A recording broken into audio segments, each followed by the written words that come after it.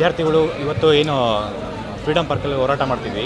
ಕರ್ನಾಟಕ ರಕ್ಷಣಾ ವೇದಿಕೆ ನಾರಾಯಣಗೌಡರು ಅಣ್ಣವ್ರ ನೇತೃತ್ವದಲ್ಲಿ ಹೋರಾಟ ಮಾಡ್ತಿದ್ವಿ. KPSC ಅವರು 27ನೇ ತಾರೀಕು ಆಗಸ್ಟ್ 27ನೇ ತಾರೀಕು ಏನು ತಪ್ಪು ಮಾಡಿದರು KS ಪರೀಕ್ಷೆಯಲ್ಲಿ, ಮತ್ತು ಡಿಸೆಂಬರ್ 29ನೇ ತಾರೀಕು ಮರುಪರೀಕ್ಷೆಯಲ್ಲಿ ಅದಕ್ಕಿಂತ ಜಾಸ್ತಿ ತಪ್ಪು ಮಾಡಿದ್ದಾರೆ ಕನ್ನಡದಲ್ಲಿ. ನಾವು 2 ಬಾರಿ ಸಿದ್ದರಾಮಯ್ಯ ಸರ್ನು ಭೇಟಿ ಮಾಡಿದ್ವಿ ನಾರಾಯಣಗೌಡರು ಅಣ್ಣವ್ರ ಜೊತೆ. ಅವ್ರು ಹೇಳಿದ್ದು ಇಷ್ಟೇ, KPSC ಅವ್ರನ್ನ ಕರೆಸಿ ಮತ್ತು ಅವರಿಗೆ ನ್ಯಾಯ ಕೊಡ್ಸೋಣ ಅಂತೇಳಿ.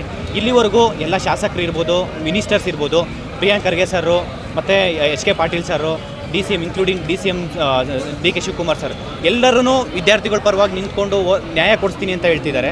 ಬಟ್ ಆದರೆ ಇಲ್ಲಿವರೆಗೂ ಆಲ್ಮೋಸ್ಟ್ 2 ತಿಂಗಳಾಯ್ತು. 2 ತಿಂಗಳಿಂದ ಎಲ್ಲಿ ಕೊಟ್ಟಿದ್ದಾರೆ ನ್ಯಾಯ? KPSC ಅವರು ಒಬ್ಬ ತಪ್ಪು ಮಾಡಿರೋ, ಯಾರೋ ಎಕ್ಸಾಮಿನೇಷನ್ ಕಂಟ್ರೋಲರು ಜ್ಞಾನೇಂದ್ರ ಕುಮಾರ್ ಅಂತ ಹೇಳಿ ತಪ್ಪು ಮಾಡಿರೋದು 2 ಸತಿ ತಪ್ಪು ಮಾಡಿದ್ದಾರೆ. ಮಾಡಿರೋ ತಪ್ಪು ಇನ್ನೊಂದು ಸತಿ ಮಾಡಿದ್ದಾರೆ. ಆ ಅಧಿಕಾರಿಗಳ ಮೇಲೆ ಇಲ್ಲಿವರೆಗೂ ಯಾವುದೇ ರೀತಿ ಆ್ಯಕ್ಷನ್ ತೊಗೊಂಡಿಲ್ಲ. ಯಾಕೆ ತೊಗೊಂಡಿಲ್ಲ ಸರ್ಕಾರ? ಮತ್ತು ಸರ್ಕಾರದ ಲೆವೆಲಲ್ಲಿ ಸಿದ್ದರಾಮಯ್ಯ ಸರ್ಗೆ ಅಲ್ಲಿ ಪ್ರಧಾನ ಕಾರ್ಯದರ್ಶಿ ಆಗಿರುವ LK ಅತೀಕ್ ಸರ್ ಯಾಕೆ ಸುಳ್ಳು ಮಾಹಿತಿ ಕೊಡ್ತಾ ಇದ್ದಾರೆ? ವಿದ್ಯಾರ್ಥಿಗಳ ಪರವಾಗಿ ಕನ್ನಡ ಇಷ್ಟೆಲ್ಲ ಅನ್ಯಾಯ ಮಾಡಿದ್ದಾರೆ. ಕನ್ನಡ ಮಕ್ಕಳಿಗೆ ಸುಮಾರು 76,000 ಜನ ಸ್ಟೂಡೆಂಟ್ಸು, ಅವರು ಲಾಸ್ಟ್ ಅಟೆಂಪ್ಟ್ಸ್ ಇರುತ್ತೆ, 5 ವರ್ಷದಿಂದ ವೆಯ್ಟ್ ಮಾಡಿದ್ದಾರೆ ಈ ಒಂದು ನೋಟಿಫಿಕೇಷನ್ಗೆ. ಮತ್ತು ಒಂದು ತಾಲೂಕಿನ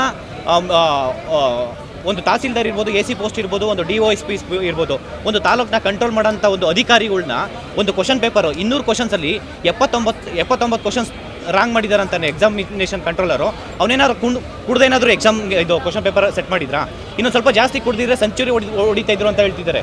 ಎಷ್ಟು ಸಾಹಿತಿಗಳಿರ್ಬೋದು, ಚಲನಚಿತ್ರ ನಟದಿರಿರ್ಬೋದು, ರೈತರ ಪರ ಹೋರಾಟಗಾರ ಇರ್ಬೋದು, ಸಾಹಿತಿಗಳು, ಎಲ್ಲ ಸಂಘಟನೆಗಳು ಇರ್ಬೋದು, ವಿದ್ಯಾರ್ಥಿಗಳ ಪರವಾಗಿರೋದು. ಖಂಡಿತ ಸರ್, ಇದು ಸ್ಟಾರ್ಟಿಂಗ್ ಇರ್ಬೋದು. ಬೀದಿಯಲ್ಲಿ ಹೋರಾಟ ಮಾಡಬೇಕಾಗುತ್ತೆ. ಯಾಕೆಂದರೆ ಇದು ಸಣ್ಣ ತಪ್ಪಲ್ಲ, ದೊಡ್ಡ ಮಿಸ್ಟೇಕ್ ಮಾಡಿರೋದು. ಇವತ್ತು KPSC ಮತ್ತು ಅಷ್ಟು ದೊಡ್ಡ ತಪ್ಪು ಇದು ಎಕ್ಸಾಮಿನೇಷನ್ ಕಂಟ್ರೋಲರು ಜ್ಞಾನೇಂದ್ರ ಕುಮಾರ್ ಅಷ್ಟು ತಪ್ಪು ಮಾಡಿದ್ದಾರೆ.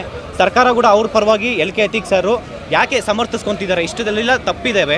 ಮತ್ತು ಇದು ಸೆಷನ್ ಒಳಗಡೆ ಪೂರ್ತಿ ದಿನ ಅದನ್ನೇ ಚರ್ಚೆ ಮಾಡಿದ್ದಾರೆ. ಅಪೋಸಿಷನ್ ಲೀಡರು ಅಶೋಕ್ ಸರು ಮತ್ತು ಇವರು ಯತ್ನಾಳ್ ಸರ್ ಮಾತಾಡಿದ್ದಾರೆ, ಎಲ್ಲ ಲೀಡರ್ಸು ಮಾತಾಡಿದ್ದಾರೆ. ಮತ್ತು ಯಾಕೆ ಇಲ್ಲಿವರೆಗೂ ನೀವು ಕನ್ನಡ ಮಕ್ಕಳಿಗೆ ನ್ಯಾಯ ಕೊಡಿಸ್ತಾ ಇಲ್ಲ? ಕನ್ನಡ ಮಕ್ಕಳಿಗೆ ನ್ಯಾಯ ಕೊಡಿಸ್ಬೇಕು ಅಂತ ಹೇಳಿ ನೀವು ಸುಧಾರಣೆ ನೆಪದಲ್ಲಿ ಈ ಒಂದು ನೋಟಿಫಿಕೇಷನ್ನ ಕರಪ್ಷನ್ ಮಾಡೋದಕ್ಕೆ ನಿಮ್ಮ ಕೈವಾಡ ಏನಾದರೂ ಇದೆಯಾ? ಸರ್ಕಾರ ದಯವಿಟ್ಟು ಈ ಕೂಡಲೇ ನಿಮ್ಮ ಕೈ ಏನಾದರೂ ಕೆಸರು ಮಾಡ್ಕೊಂಡಿಲ್ಲ ಅಂತಂದರೆ ಕನ್ನಡ ಮಕ್ಕಳಿಗೆ ನ್ಯಾಯ ಕೊಡಿಸಿ ಅಂತ ಕೇಳ್ಕೊತೀನಿ ನಿಮ್ಮ ಮುಖಾಂತರ.